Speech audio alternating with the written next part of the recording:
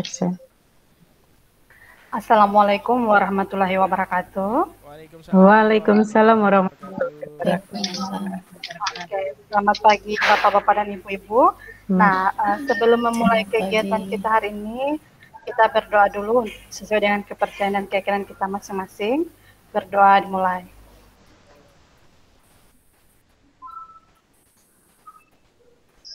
Selesai. Oke, nah sebelum kita masuk pada materi yang akan saya ajarkan, bagaimana kalau kita melakukan ice breaking dulu? Bagus Bu. Baik, untuk ice breaking ini saya mohon untuk Bapak dan Ibu boleh berdiri. Kita mau ice breaking dulu.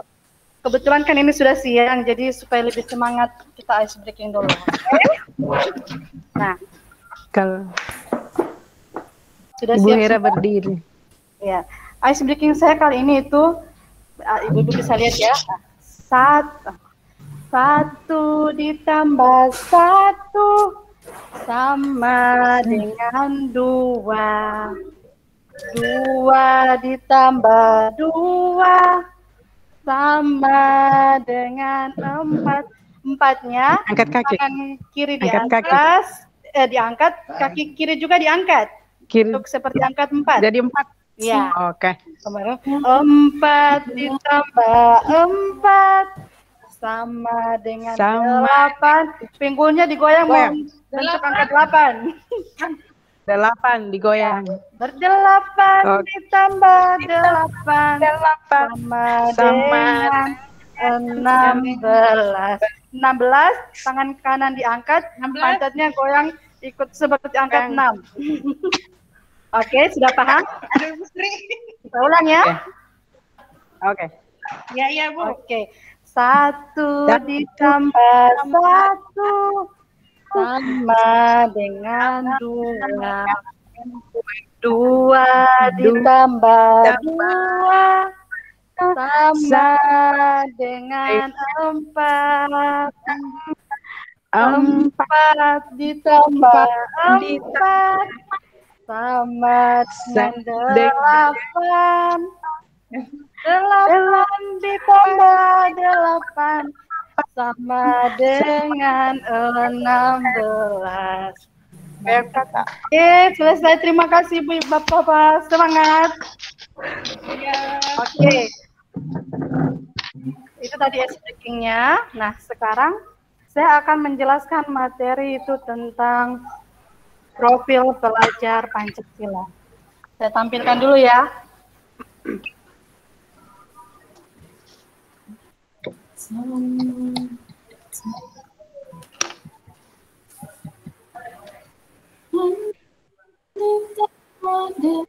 Bapak dan Ibu sudah lihat tampilannya di layar?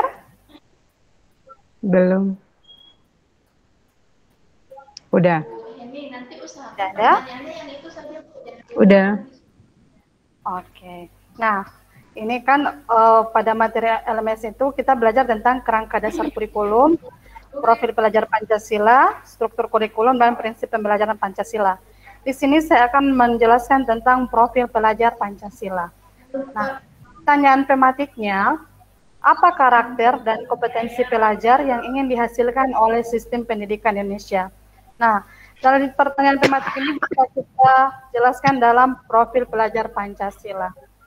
Nah, ini ada definisi profil pelajar Pancasila. Profil pelajar Pancasila adalah profil lulusan yang bertujuan menunjukkan karakter dan kompetensi yang diharapkan, diraih, dan menguatkan nilai-nilai luhur Pancasila peserta didik dan para pemangku kepentingan. Ini ada 6 dimensi tentang profil pelajar Pancasila, yaitu pertama, beriman bertakwa kepada Tuhan Yang Maha Esa, berakhlak mulia. Yang kedua, berkebinekaan global. Yang ketiga, bergotong royong. Yang keempat, kreatif. Yang kelima, bernalar kritis. Dan yang keenam, mandiri.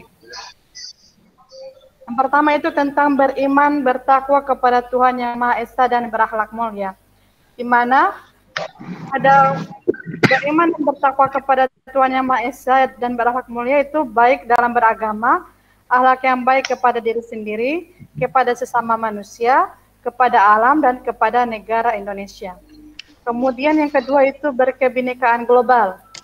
Untuk mencapai berkebinekaan global, pelajar Indonesia itu harus dapat mengenal dan menghargai budaya, dapat berkomunikasi dan berinteraksi antar budaya, berefleksi dan bertanggung jawab terhadap pengalaman kebinekaan serta berkeadilan sosial.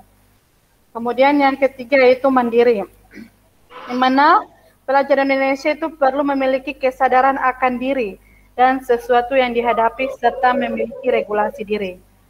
Kemudian yang keempat bergotong royong, di mana untuk mewujudkan gotong royong itu melakukan kolaborasi, memiliki kepedulian yang tinggi, dan berbagi dengan sesama. Yang kelima itu bernalar kritis, di mana pelajar Indonesia perlu memperoleh dan memproses informasi serta gagasan dengan baik, serta menganalisa dan mengevaluasinya, kemudian merefleksikan pemikiran dan proses pemikirannya. Yang keenam itu kreatif. Pelajar Indonesia yang kreatif adalah pelajar yang bisa menghasilkan gagasan, karya, dan tindakan yang orisinil, memiliki keluasan berpikir dalam mencari alternatif solusi dan permasalahan. Nah, ini Bapak-Bapak dan Ibu-Ibu bisa lihat ringkasan dimensi dan elemen profil pelajar Pancasila. Di sini yang dimensi pertama itu beriman dan bertakwa kepada Tuhan Yang Maha Esa dan berakhlak mulia, di mana elemennya itu ada akhlak beragama, akhlak pribadi, akhlak kepada manusia, akhlak kepada alam, dan akhlak bernegara. Dimensi kedua itu tentang berkebinekaan global, di mana elemennya itu mengenal dan menghargai budaya, komunikasi dan interaksi antar budaya, refleksi dan tanggung jawab terhadap pengalaman kebinekaan, dan terakhir itu berkeadilan sosial. Dimensi yang ketiga itu bergotong royong. Elemennya yaitu berkolaborasi, kepedulian, dan berbagi. Dimensi keempat itu mandiri, elemennya pemahaman diri dan situasi, dan regulasi diri. Dimensi yang kelima bernalar kritis, di mana elemennya yaitu memperoleh dan memproses informasi dan gagasan, menganalisis dan mengevaluasi penalaran, merefleksikan dan mengevaluasi pemikirannya sendiri. Dan dimensi yang terakhir yaitu kreatif.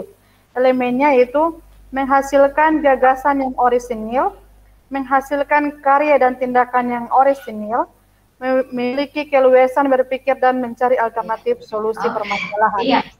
Nah, ini ada kegunaan profil pelajar Pancasila. Kegunaan profil pelajar Pancasila itu dia ditinjau dari tujuan pendidikan nasional dalam Undang-Undang Republik Indonesia Nomor 20 Tahun 2003 tentang Sistem Pendidikan Nasional Pasal 3, dan berdasarkan menurut para ahli itu Ki Hajar Dewantoro tentang pendidikan Indonesia untuk menjadikan acuan sistem pendidikan nasional. Nah, kegunaan profil pelajar Pancasila yaitu untuk merupakan upaya menerjemahkan tujuan dan visi pendidikan ke dalam format yang lebih mudah dipahami oleh seluruh pemangku kepentingan dan pendidikan. Rumusan profil pelajar Pancasila dibuat dengan sebagai kompas bagi pendidik dan pelajar Indonesia. Segala pembelajaran, program, dan kegiatan di satuan pendidikan bertujuan akhir ke profil pelajar Pancasila. Nah, ini di sini ada pertanyaan, bagaimana profil pelajar Pancasila diterapkan dalam pembelajaran dengan paradigma baru di program Sekolah Penggerak dan SMK Pusat Keunggulan? Nah, sebelum kita masuk di membahas pertanyaan ini, saya tanya dulu ke Bapak Ibu, apakah di sekolah Bapak Ibu sudah menerapkan tentang profil pelajar Pancasila belum? Sudah, Bu. Sudah ya, hampir semua sudah menerapkan. Enggak semua poin, Bu. Salah satunya di sekolah saya udah ada salah satu poin pelajar Pancasila. Oh ya. Nah, di sini ada penjelasannya bagaimana profil pelajar Pancasila diterapkan dalam pembelajaran. Nah, profil pelajar Pancasila itu karakter dan kemampuan yang dibangun dalam keseharian dan dihidupkan dalam diri setiap individu pelajar melalui budaya sekolah, pembelajaran intrakurikuler, kokurikuler maupun ekstrakurikuler. Nah, ini dalam budaya sekolah itu dia mencakup tentang iklim sekolah, kebijakan, pola interaksi dan komunikasi, serta norma yang berlaku di sekolah.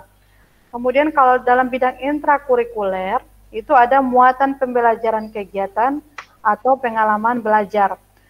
Pada proyek, yaitu pembelajaran berbasis proyek yang kontekstual dan interaksi dengan lingkungan sekitar.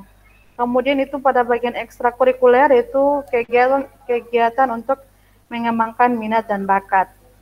Nah, ini ada proyek penguatan profil pelajar Pancasila.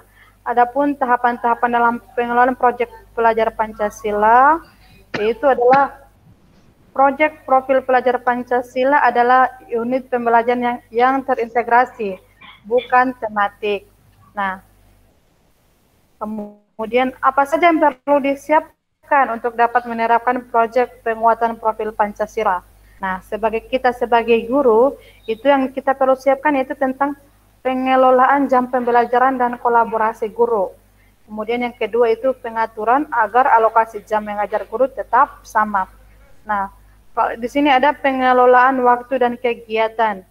Di pengelolaan waktu dan kegiatan itu kita harus menyiapkan sistem dari perencanaan hingga penilaian, kemudian sistem pendokumentasi proyek untuk dapat digunakan sebagai portofolio. Kemudian ada kolaborasi dengan narasumber pengaya proyek itu masyarakat, komunitas, universitas, dan praktisi. Kemudian di bagian Kemendikbud yaitu proyeknya itu menentukan tema-tema untuk setiap proyek yang diimplementasi di satuan pendidikan.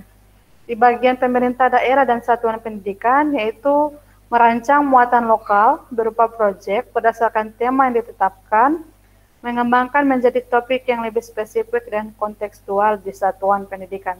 Nah, untuk tema ini bisa dapat berubah setiap tahun tergantung dengan kebijakan dari pemerintah. Oke, berikut presentasi saya tentang profil pelajar Pancasila. Apa Bapak Ibu ada pertanyaan mengenai hal ini?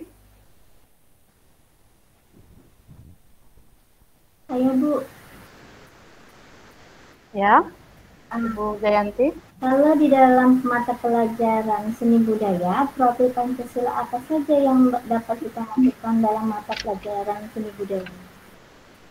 Nah, kalau dalam pelajaran seni budaya, profil Pancasila yang kita bisa terapkan yaitu mandiri dan kreatif. Dimana kalau biasanya kan di seni budaya ada tugas-tugas proyek dalam membuat suatu karya.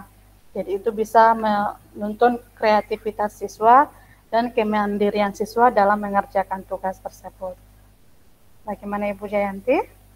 Ya, kalau misalnya berkebinekaan global bisa masuk nggak ya Bu? Berkebinekaan global dia bisa kemungkinan bisa masuk. Itu kan bisa kita terapkan misalnya dalam seni tari. Kita bisa belajar tentang seni tari daerah lain kan, itu termasuk berkebinekaan global. Ada lagi? Oke, ada lagi yang mau bertanya? Oke, kalau sudah tidak ada lagi, kita ice breaking lagi, oke? Agar lebih semangat. Kalau saya bilang selamat pagi, pagi, semangat. SMK bisa, SMK hebat. Bisa Bapak Ibu? Bisa. Bisa Bu. Ayo kita mulai sama-sama. Pagi, SMK semangat. bisa, SMK bisa, SMK hebat. SMK hebat. Oke, terima kasih. Oke, sebelum mengakhiri kegiatan hari ini, baiklah kita akan menutup kegiatan hari ini dengan berdoa. Berdoa saya pimpin, berdoa dimulai.